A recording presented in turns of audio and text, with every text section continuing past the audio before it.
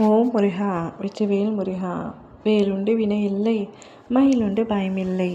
என் அன்பு தங்கமே, உன் துணைக்கு நாளைக்கு ஒன்று நடக்க உள்ளது.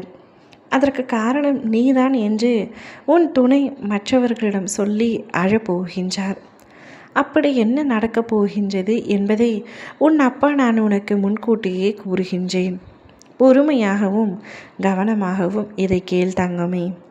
உன்னுடைய துணை இப்பொழுது உன்னை பிரிந்து இருக்கும் தருவாயில் மன உளைச்சலில் இருக்கின்றார்.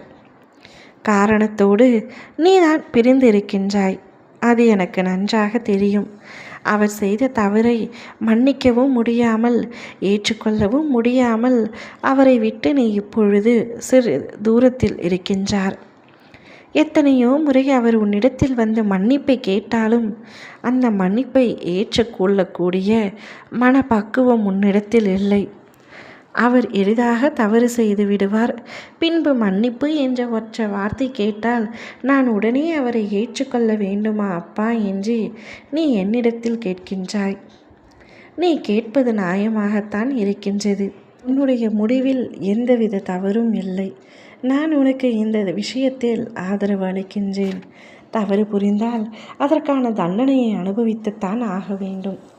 அதை நானும் ஒற்றுக்கொள்கின்றேன். இப்பொழுது உன்னுடைய துணை அந்த தண்டனையை அனுபவிக்கும் நிலையில்தான் இருக்கின்றார்.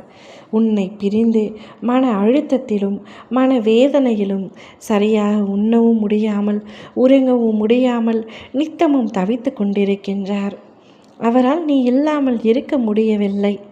பேருக்கு கம்பீரமாக இருக்கின்றாரே தவிர மனதளவில் குழந்தை போல இருக்கின்றார். எப்பொழுது நீ அவருடன் பேசுவாய், எப்பொழுது நீ அவருடன் சேர்ந்து வாழ்வாய் என்று ஒவ்வொரு நாளும் காத்து கொண்டிருக்கின்றார்.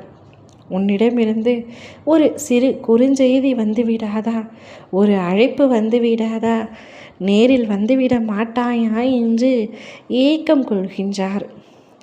இப்படி ஏங்கி ஏங்கி சரியாக உண்ணாததால் நாளை உன்னுடைய துணை மயங்கி விழப்போகின்றார். அக்கம் பக்கத்தினர் அவருக்கு தண்ணீர் தெளித்து எழுப்பி விடப் போகின்றார். இச்சம்பவம் நடக்க உள்ளது. எதற்காக சரியாக உண்ணவில்லையா என்று அனைவரும் கேட்கும் பொழுது உன்னுடைய துணை சற்றும் தயக்கமின்றி என் மனைவி என்னை விட்டு பிரிந்து சென்று விட்டார், அவர் பிரிவை என்னால் தாங்க முடியவில்லை, அதனால்தான் இப்படி ஆகிவிட்டது என்று கூறி கதறி அழப்போகின்றார். சுற்றி உள்ளவர்கள் அனைவரும் உன் துணையை பார்த்து இந்த அளவிற்கு மனைவியின் மீது அன்பு வைத்திருக்கின்றாரே, அவரை எப்படி புரிந்து கொள்ளாமல் அவள் இருக்கின்றாள் என்று அனைவரும் உன்னை ஒரு மாதிரியாக பேசும்படி நிகழப்போகின்றது. சுற்றி உள்ளவர்கள் பேசுவது அனைத்தும் உண்மையாகிவிடாது என்று உனக்கு தெரியும், எனக்கும் நன்றாக தெரியும். உன் மீது தவறே இல்லை. ஆனால் அவர் சொல்லி அழுததனால் உன் மீது தவறு இருப்பது போல அக்கம் பக்கத்தினர் சித்தரிக்கின்றனர். ஆனால் உண்மை என்னவென்று அனைவருக்கும் தெரிய வேண்டிய அவசியம் இல்லை.